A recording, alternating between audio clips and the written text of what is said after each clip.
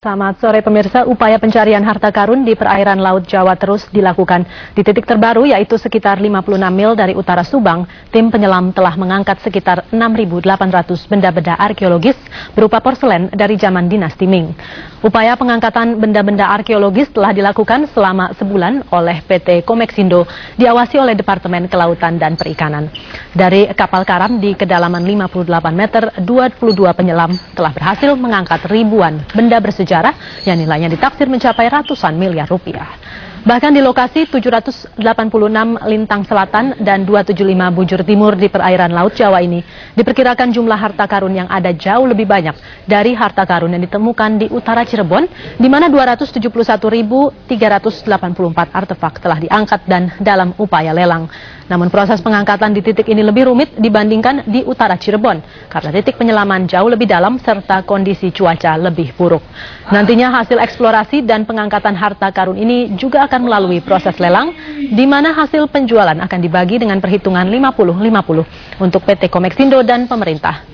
Dirjen Departemen Kelautan dan Perikanan Aji Sularso menyatakan diprediksi ada lebih dari 480 titik kapal karam di wilayah perairan Indonesia yang berpotensi memiliki muatan-muatan bernilai.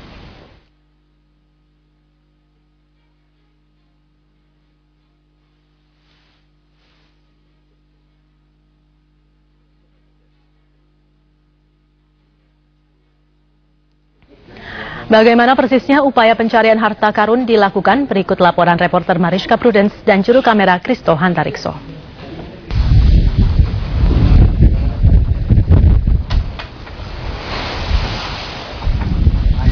Ya pemirsa, lokasi saya berdiri ini adalah di perairan Laut Jawa. Ini kurang lebih 46 mil dari Belanakan, ini daerah Subang. Dan memang untuk saat ini masih belum dapat dilakukan penyelaman untuk melihat harta karun ataupun juga mengambil barang-barang dari kedalaman 58 meter. Namun tinggi gelombang ini sekitar 3 meter. Ini tidak memungkinkan untuk penyelaman, batasnya hanya setengah meter saja. Padahal bila cuaca memungkinkan, setiap hari dapat dilakukan 8 kali penyelaman untuk mengangkat benda-benda arkeologis dari kapal karam di perairan Laut Jawa ini. Namun, penyelaman tidak dapat dilakukan dengan cara biasa. Atau digantung lebih enak. Ya bisa, karena kondisi di laut ini sendiri juga berbeda dan juga kedalamannya hingga 58 meter, maka memerlukan teknik-teknik khusus untuk dapat menyelam dan juga mengangkat barang-barang yang ada di dalam yang disebut sebagai harta karun. Seperti misalnya ini adalah KMB Morgan. Jadi untuk masuk harus memakai helmet seperti ini, beda dengan scuba diving biasa yang kita hanya memakai mask ini, dan juga udaranya juga langsung dari kompresor, bukan berupa dari regulator biasa. Nanti untuk masuk juga si penyelam ini akan masuk ke sini, dan nanti akan diatur pelan-pelan bagaimana kedalamannya, juga pergerakan pada saat di dalam air untuk mengambil, melakukan pengangkatan kemudian. Penyelam dengan peralatan dan teknis khusus juga hanya dapat menyelam selama 20 menit. Ini karena di kedalaman 58 meter, tekanan jauh lebih tinggi dan dapat menimbulkan efek dekompresi negatif bagi penyelam. Sudah sekitar 1 bulan, upaya pengangkatan benda-benda arkeologis dari kapal karam dilakukan oleh PT Komeksindo dan juga Departemen Kelautan Perikanan. Tak tanggung-tanggung, sebanyak 6.800 benda arkeologis seperti porselen zaman Ming sudah berhasil diangkat. Sulit diestimasi karena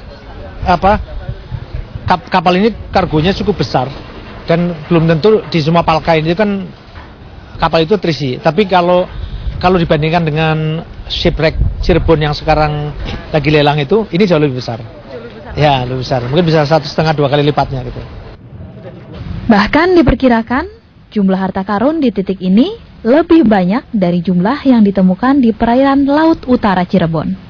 Yang bisa, ini adalah salah satu dari yang sudah berhasil diangkat dalam waktu sebulan. Kondisinya bahkan sebagian ada yang masih bagus seperti ini. Ada 6.800 yang sudah berhasil diangkat dalam sebulan. Estimasinya bahkan lebih banyak lagi dari di Cirebon, dan nilainya ini bisa mencapai ratusan miliar rupiah. Namun juga ini sekaligus menandai sejarah Indonesia sebagai negara maritim, negara perdagangan dengan jalur perdagangan yang sangat luar biasa pada saat itu. Dari perairan Laut Jawa, Mariska Prudence, Kristo Hantarikso, Yudi Mahendra, Metro TV.